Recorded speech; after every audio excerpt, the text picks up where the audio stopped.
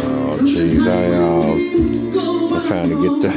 Wow, I wasn't recording. I'm just trying to get my videos to President Obama.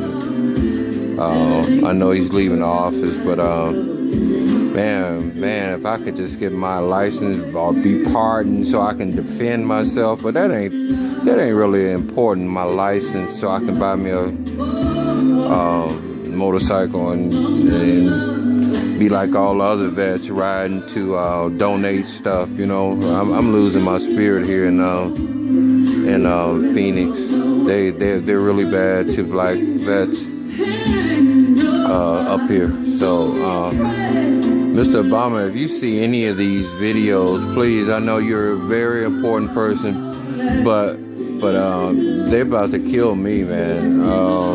I got my leg and smell like gangrene. They rather have a GoFund for puppies and dogs and stuff rather than a 100% service-connected veteran that stayed in their town. I'm in their town now from Chicago.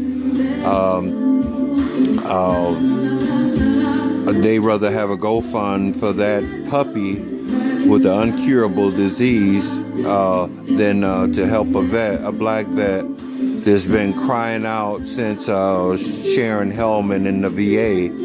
And you know, I just said that was my last video of everything, man, because I am to my last end.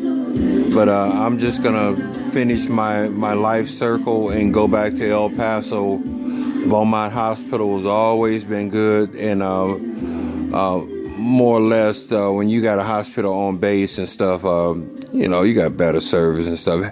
You ain't heard nobody get killed around the Air Force bases. I mean, color, you know, like it is in Phoenix and stuff. You know, there's serial killer. Nobody wants to check the rape tests. Sheriff is under indictment. Governor Ducey, I respect your position, but I don't respect you. You were had some shady past. You know, all of us, me too. But we try to do better and stuff. But if you don't never if I don't never pay for the crime that I've already paid for, whatever it is, and you don't forgive me for it, you always say, well, yeah, you ain't did nothing in 3 years, but you did something. You know, that type of attitude. But you know, I'm cool with the police though. So I ain't did nothing in your city but pay bills like I was supposed to do, and when it hurt me on my heart when you said you ain't got time to listen to 2 or 3 messages or something about. I know you were talking to me, man. I'm real sharp, and you might have felt a little guilty. And you might have felt like you didn't want to do all that walking up there to that monument that looked like somebody just put some bronze plates in there, and it didn't look like it cost that much money on that multi-million-dollar concert that y'all had. Real known people, you know, wow, Super Bowl, people losing their identities, permanently tied to Phoenix. Y'all ain't said nothing about that neither. Holiday Inn, I mean, one of the nicest motels. You know, bunch of people got their identity stolen.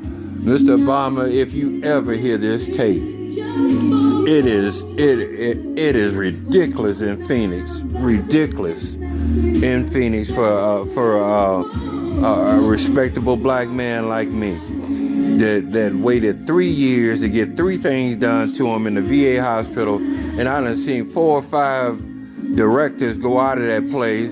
McCain's so bent on fitting in somewhere. I call his office. I call McCain's office got really a nasty she said, well, you know who you calling? I said, well, yeah, I thought you helped vets, Mr. McCain represents vets and stuff. He's a vet. But the thing about McCain, he don't feel like he's a disabled vet. He can't. Because the minute that he, and the man too old to be in office. But he's a warmonger. Really, McCain, he's got a lot of investments in military stuff, shit. But I ain't gonna even get into that. But he's for the war. He's always been vengeful over him being a prisoner of war. Now you done rode the thing. We done waved you home. You's a smart man, Mr. McCain. I'm not trying to disrespect you, but it is something called an educated fool. If you're gonna represent Arizona, how could you keep the Air Force base squeaky clean and then have tourists coming in here on a VA that's, I'm talking about, black tourists maybe, because I ain't heard no white people have, it's a nice VA, I had no complaints. How could you have anything military with a black eye like that? Man, you're filthy rich. Your appointment to somewhere, just like when I seen you on a news bite, you said, oh no, I'm not gonna comment on anything because you were lost at that minute. You didn't know who wants you. It was like you being traded in the football team and then nobody wants you, or you the smallest guy, or you might, you might kick the bucket while you in there. And people didn't want to, you was probably the last person got picked too. But they, wow, it must have been hard for you. And you got picked. I'm glad for you. Because you're going to help somebody. You ain't got to help me. But the same thing with, wow, who else was that? Just killed his integrity and talked about the man. Oh, I know who I want to talk about. Mr. Brain Surgeon. And I respect you, sir, for your knowledge. But you also an educated fool.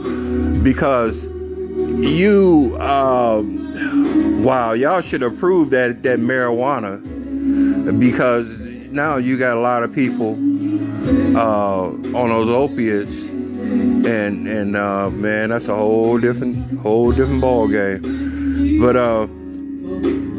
you're gonna change the whole medical field, where Phoenix is gonna be the miracle place where you come to get a cure for an uncurable disease, or uncurable drug,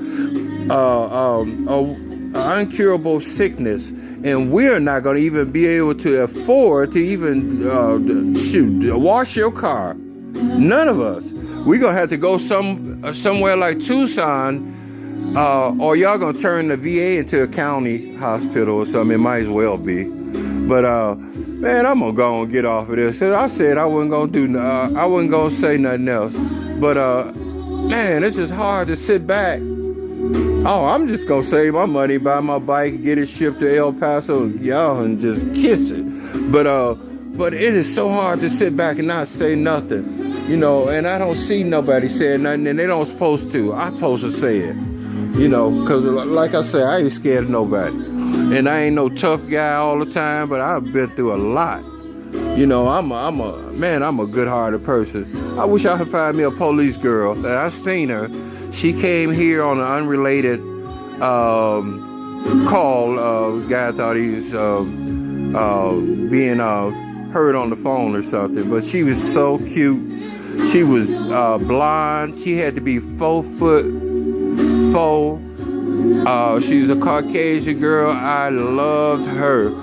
because I'd carry her every day to the police car, and I'll pick her up and take her out of the police car, and she wouldn't have to tell me how her day was because I would understand. But I'm a good listener, and me having $4,000 a month, she wouldn't have to do nothing but iron them old uniforms and stuff and stay in here, and I never embarrass her in front of her peers. But you know what? El Paso, I was just gonna have to go to El Paso. But y'all missed a good guy, man. I could have brought millions to this place.